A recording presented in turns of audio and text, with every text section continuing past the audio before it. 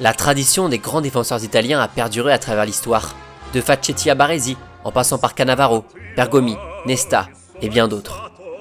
Aujourd'hui, nous allons évoquer l'un d'entre eux, peut-être le plus célèbre, le plus remarquable, le plus talentueux, mais surtout l'un des plus fidèles.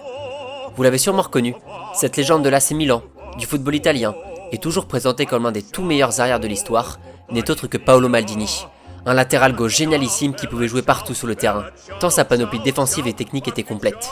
Maldini a beaucoup joué, parfois perdu, souvent gagné, mais restera probablement comme la plus grande figure milanaise de l'histoire du club.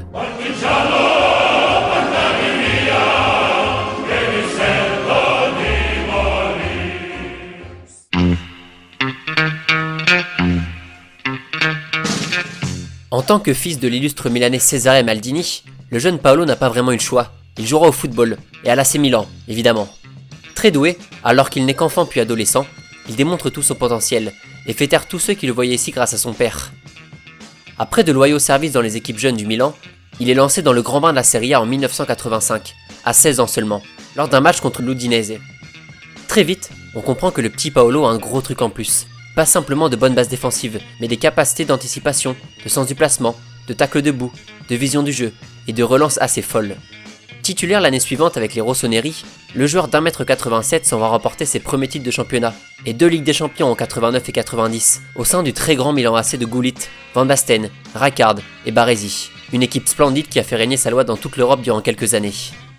Lors de la Coupe du Monde 1990, l'Italie du jeune Maldini est éliminée en demi-finale par l'Argentine de Diego Maradona, au tir au but, une grande spécialité de la carrière de Paolo que nous verrons plus tard.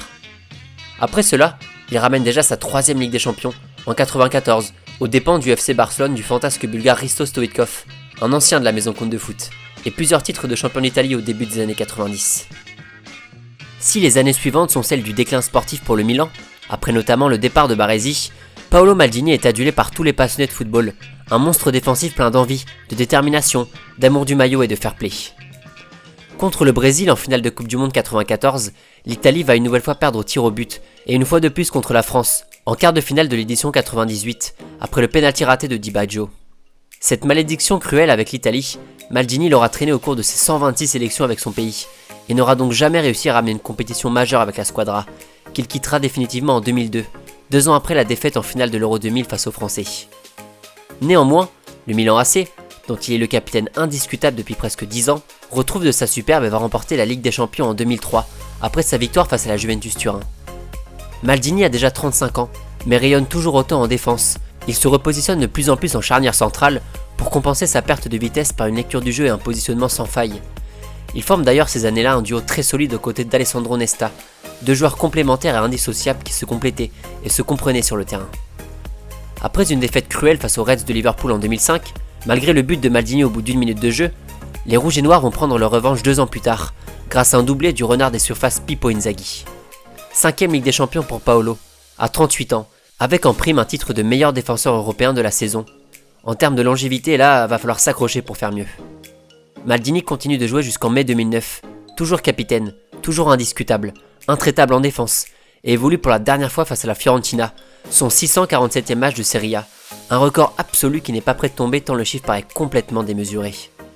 Mais bon, ce record est à l'image de Paolo, un mélange parfait de volume défensif et de facultés techniques, un pur produit de la Lombardie qui possède l'un des palmarès les plus fournis, avec notamment un record de minutes en phase finale de Coupe du Monde, de matchs joués en Serie A et avec l'Italie, mais surtout de finales de Ligue des Champions disputées, avec 8 unités.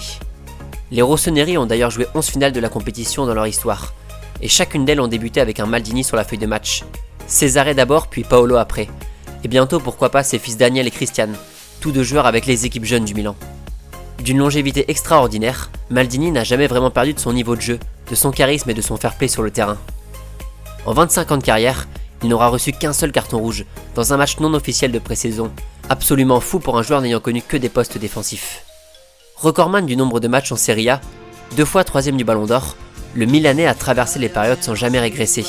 Lui qui incarne à merveille le nouveau style de défenseur, moins rugueux, ne cherchant pas automatiquement la faute mais préférant récupérer proprement le ballon pour relancer intelligemment. Très respecté par ses pairs et les supporters, malgré quelques conflits avec des Milanais, Paolo Maldini est un exemple à suivre dans le monde du football, un symbole d'amour du maillot, de passion et de détermination. un défenseur très complet qui a tout de même marqué une petite trentaine de buts en carrière.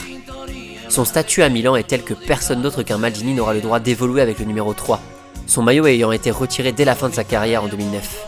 Voilà, si le Larousse a mis quelques minutes à choisir sa définition de dévouement et de fidélité, il a fallu 25 ans à l'AC Milan et Maldini pour réinventer la sienne, en y ajoutant quelques titres, une légende, un nom, un numéro et un visage. Lasciatemi cantare con la chitarra.